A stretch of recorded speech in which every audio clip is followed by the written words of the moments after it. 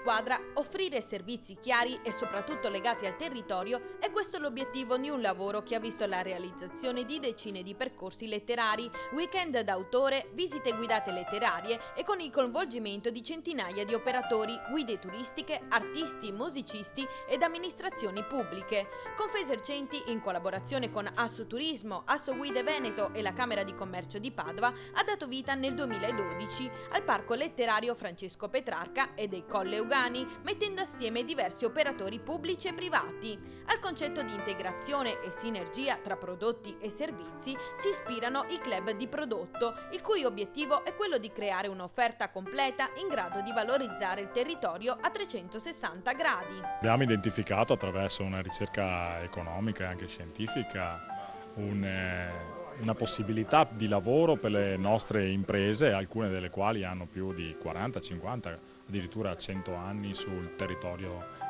della città di Padova ma anche della provincia.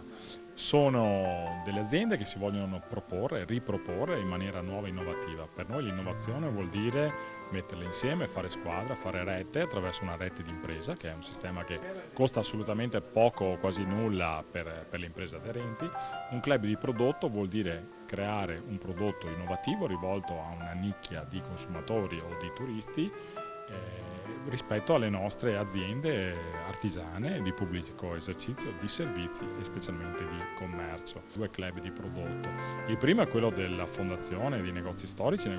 che sono stati censiti. Tra Padova e provincia sono più o meno 270, sono state fatte delle premiazioni e verranno istituiti dei momenti di valorizzazione di queste imprese nel 2014. L'altro club di prodotto invece è quello del Parco Letterario Francesco Petrarca e Colle Euganei, insieme all'Associazione Nazionale dei Parchi Letterari, assieme alla Dante Alighieri, assieme alla Camera di Commercio, abbiamo individuato una serie di comuni che più o meno coincidono con quelli del Parco Colli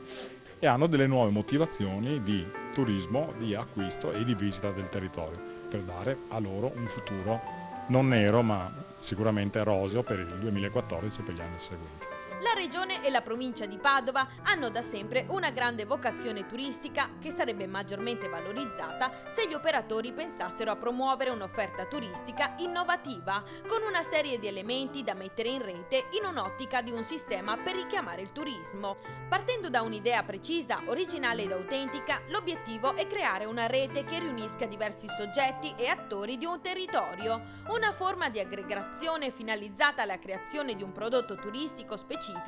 per un mercato specifico. Il parco letterario è oggi identificabile dal turista anche grazie alla posa di alcune targhe letterarie nei comuni di Arquà Petrarca, Este, Galzignano Terme, Montegrotto, Monselice e Rovolon. Abbiamo condiviso immediatamente il progetto del Parco Letterario partendo da una realtà che esiste da alcuni anni ma che non aveva trovato ancora una realizzazione concreta. Un'antologia di testi letterari dedicate a questo territorio che molti conoscono per le bellezze naturalistiche, per il fascino appunto del paesaggio, ma non conoscevano dal punto di vista letterario. Ci sembrava appunto doveroso aggiungere questo aspetto così poco noto anche agli abitanti stessi del territorio euganeo, ma anche agli abitanti di Padova e della provincia. E comunque adesso con la nascita del Parco Letterario e l'inserimento all'interno del sito dei parchi letterari italiani, credo che questo territorio aggiungerà appunto questo ulteriore valore per promuovere la bellezza e il fascino del